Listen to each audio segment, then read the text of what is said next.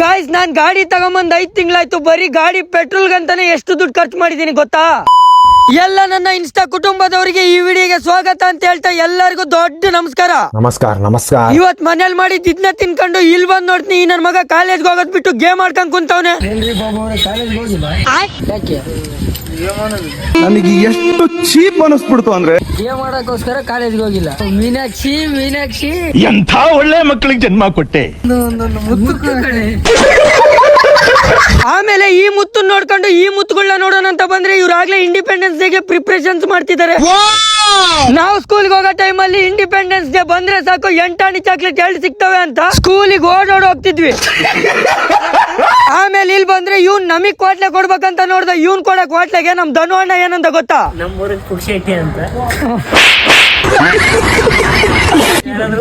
ಕೊಟ್ರೆ ಬರ್ತಾನೆ ತಿಂತಾನೆ ಹೋಗ್ತಾನೆ. ನಾನ್ ಹೇಳದಾಗ ಏನೋ ತಪ್ಪಿದ್ರೆ ನೀನ್ ಹೇಳ್ತೀನಿ ನನ್ ಮಕ್ಕ ಹೋಗ್ಬಿಡ್ಬೇಕಾರೆ.